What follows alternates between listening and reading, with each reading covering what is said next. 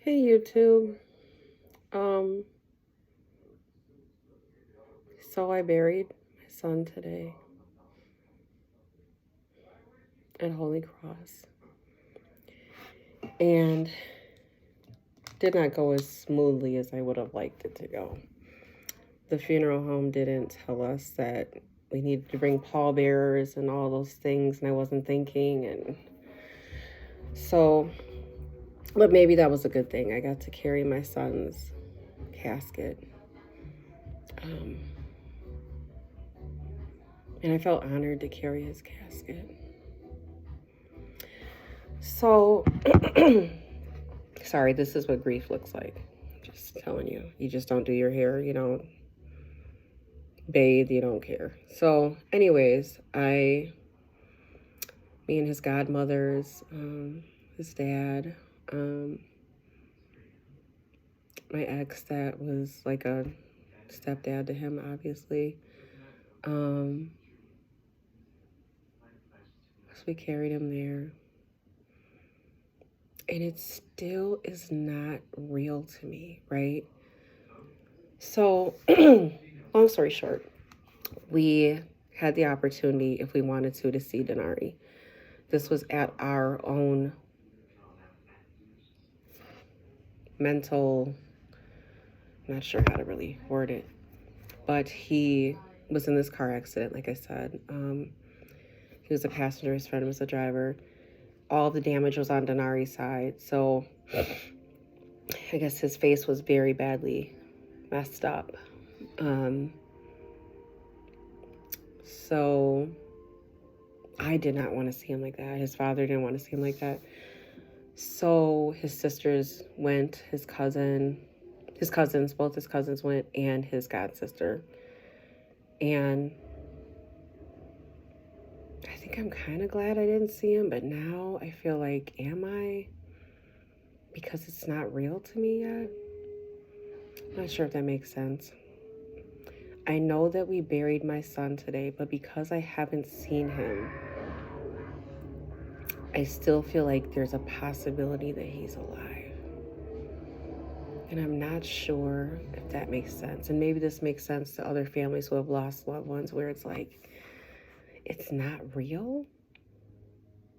I'm not sure. I think I'm still waiting for him to come through the door like, Mom, hungry? Or, hey, Mama. It's weird. I'm not in a good mental space right now. I kind of feel like I'm walking around in a fog, almost. I feel like other people, you all may know what I mean by out here in a fog, right? I will tell you what I'm struggling with as a parent. I'm struggling with, so being a parent is all, when I got pregnant with Denaria, that's all I wanted. I was like, oh, I can't wait to be a mommy, do all the mommy things. And he just was the light of my world. And only had the one biologically, but he also has a sister. He has two sisters. So one sister, though, I was able to help raise, and her mom and I raised the kids together. It was awesome. So she's my stepbaby, love her to death. And then he found out he had another sister 3 years ago, and she's just beautiful too. And I would have just loved to have her in my life as well, obviously. Because the more the merrier, right? All the love is like awesome. And I always wanted 5 kids, so. Anyways, but he's the only one that popped out of me physically. But I don't even know what I was saying. I'm just fog-brained. I'm sorry. Yeah, but it's not real to me yet because I didn't get to see him. So now I'm wondering to myself, I'm starting to regret, should I have seen him in that state? Because we didn't get him restored. Because we would have had to bury him next week. And his sister would have had to leave and go home. My brother would have had to leave and go home. So we didn't do that. So they buried him as is. Just embalmed him. That was it. So just struggling with, am I regretting that I didn't see him? Because maybe I need that reality. Because I don't know if I'm living in reality right now. And this may not make sense to you all. It just makes sense to me. And probably, I know it makes sense to other families and parents and loved ones who have lost somebody, because you really are walking through like in a really bad dream that you can't wake up from. So anywho, that was that. So I want to talk about the boy who was driving the car. He was my son's friend. They played basketball together. They were on the basketball team. So I'm struggling with, and if anybody's lost someone to different circumstances such as mine, so you're struggling with, should I be mad at this person? And my first reaction was sheer and utter anger. Sheer and utter anger. Like, why didn't you let him out of the car? Why didn't you, all of these things are going through my mind. My son would be, why did he get to walk away and why did Nari not get to walk away?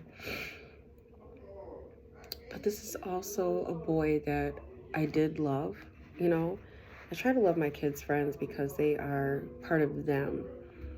Now, unless they're friends that I feel like just not good influences. I still love them. I just don't like what they do, right?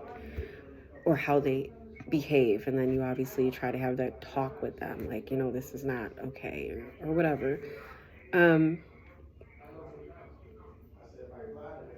But that's a struggle for me. So the back and forth with your emotions and making sure also that you are,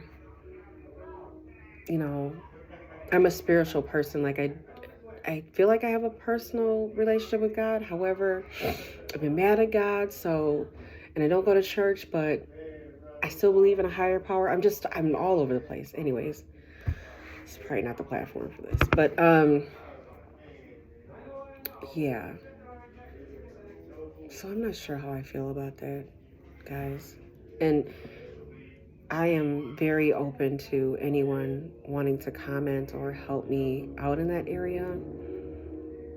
Give me some clarity on that. Because his mother is hurting too. She is. We've texted with each other. She's hurting too. And it is, yeah. It's just tragic all around, Just weird and tragic all around. So I just wanted to end tonight off with, I'm going back to work tomorrow. Hoping to God I don't make any mistakes, or hoping I can keep it together.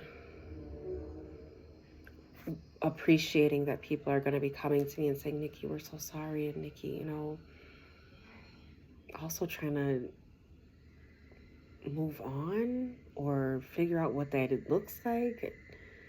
Just like my life here now at the house, it's just me and my dog. So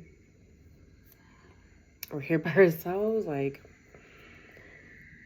grocery shopping. I went grocery shopping today. That was weird because I had so much less things in my basket, but I knew I had to do something normal. It's weird. I don't know. But anyways, again, I am doing this to, obviously, it's therapy for me, but also hoping that I don't know how I can help anyone else right now. I feel like, I don't know, maybe I can help somebody, or maybe I don't know, maybe somebody can help me. I don't know. So just to know that I think it's okay not to be okay. But I will say I do feel some sense of peace because I know that my son knew that I loved him with my everything. He was my world. And everybody that all of his friends have told me that, like Nari knew how much you loved him, and he just loved you so much, and that makes me feel good. He's definitely a mama's boy. He definitely loves his mommy. I definitely love him. And I will always love you, my beautiful baby boy. You're so perfect to me in every little way. So I want to say good night. I may do something tomorrow just to let you guys know how my first day back kind of went. Oh, hopefully I don't have a complete and total breakdown at work. That would be tragic. But I am definitely going to get some help too. That's what I want to tell you too. It's okay to get help. I'm definitely going to call EAP. I'm in human resources, so this is something I tell people. So I'm going to call EAP and then try to get myself a therapist to work with grief counseling to help me through this and navigate my way through this, because I think it's necessary. And I think also as African Americans, I don't think that we really embrace and talk about mental health like we should. We're getting better at it, I will say that, but I don't think that we really embrace it as much and know that it's a tool out there and it's not something that is looked down upon or bad. It's not, you know, if somebody else can help me get through this right now, please, I'm gonna take it right now because I need it, all of it. So maybe my stepdaughters will also, if they need help, will reach out and get that too. And just our family, my mom and everybody, if we need to get that help, then hopefully we'll get that. But yeah, bye guys.